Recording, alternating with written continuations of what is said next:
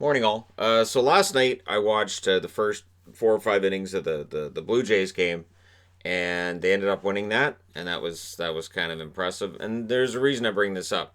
Their star pitcher Ryu was out there, lasted 4 and 2/3 innings, and it did kind of fall apart a bit for him. But again, shortened spring training and all of that, and yeah. So the one thing that I thought was interesting with it too was that they did have the piped in crowd noise, and while it was weird, it wasn't really a big deal. So since the NHL plans to have a similar type setup, I thought it was kind of interesting to watch that from a baseball perspective, and we'll see how it goes.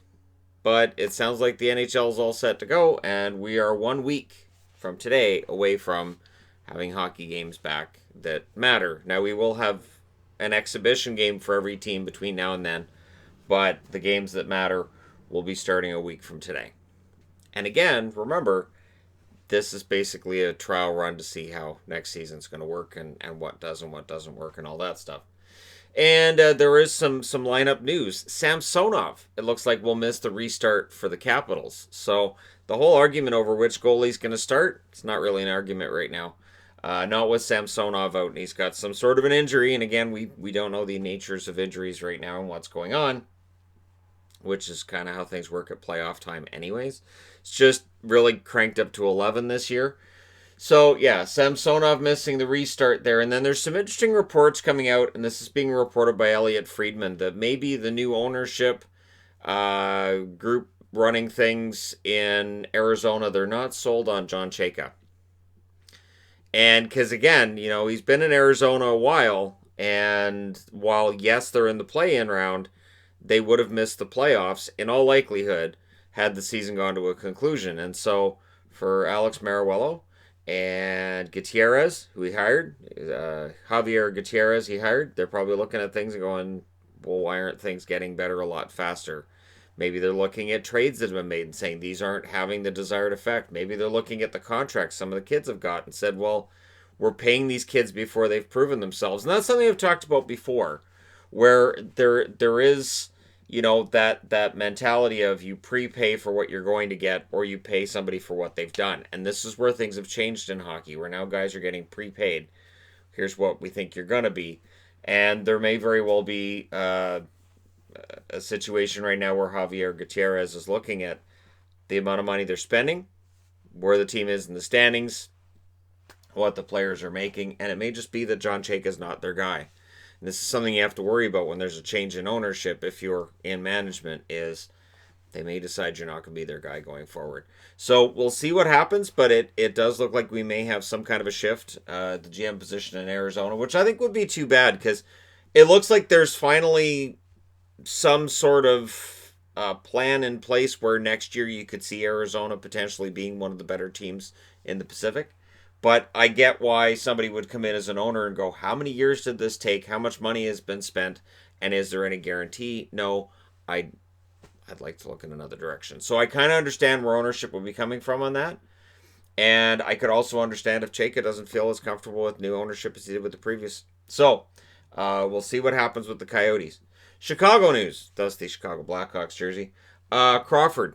Corey Crawford is on the 31-man roster. Keep in mind they're going to have a bunch of goalies there, so it doesn't harm them to have Crawford on the roster. So if he can go, great. If he can't, oh well. But he's on the roster while Brent Seabrook is not. He had, of course, a bunch of surgeries, 2 hip surgeries and a shoulder surgery within 5 weeks of each other. And he doesn't feel 100%. He doesn't feel good enough that he can go. He did take part in phase 3, but he did not feel confident going to phase 4. So he took himself out of the running for that. And you have to wonder, if he doesn't feel comfortable right now, what his future plans are going to be. Because he is 35. And at some stage you say, well, I've had a good run.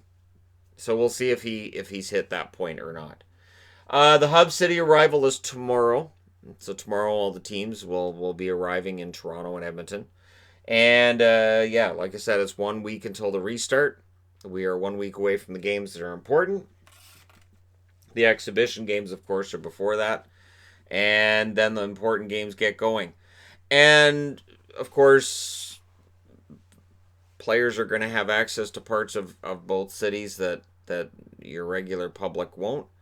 But I don't see any reason for that to cause any major issues because, honestly, I think people in Edmonton and Toronto are just glad to have hockey back and glad to be part of the temporary solution to things for right now.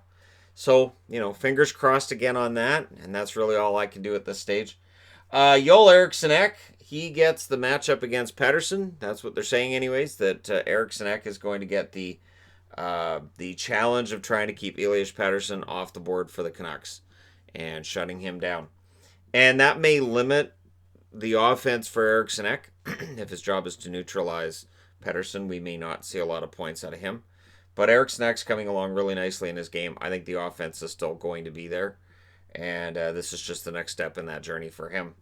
The Penguins, their third line is going to be pretty impressive. And it really shows just how difficult things are going to be for the Montreal Canadiens in this play-in round. The third line is going to be Jared McCann between Patrick Marleau and Hornqvist. So that's a pretty good second line on a lot of teams. And it's a third line for Pittsburgh.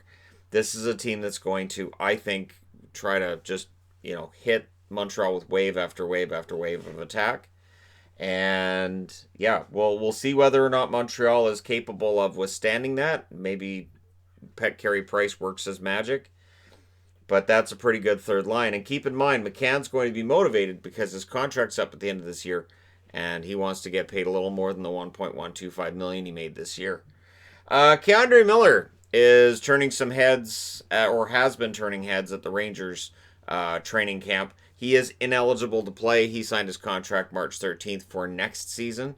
So he's ineligible to play. But if you're a Rangers fan, you have a reason to be kind of excited about the future right now. It's Shesterkin coming in.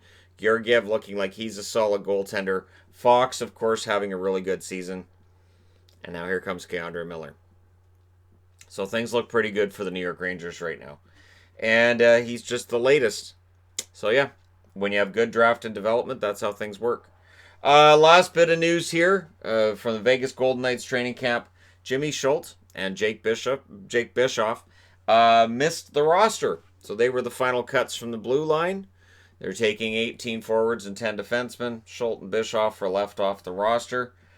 It's got to be weird for these guys because it's like, you're training in the summer and then you're probably not playing again until December.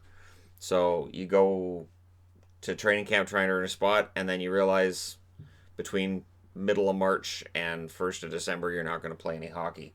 So we'll see when we get to that point whether or not that hurts anybody in the long term. But yeah, for right now, we're here. 1 week away. Let me know your thoughts in the comment section below as always. Don't forget to hit like and subscribe if you're browsing your way through. Just happened upon this video. And hey, thank you guys so much for watching, for all your support. I will talk to you again soon.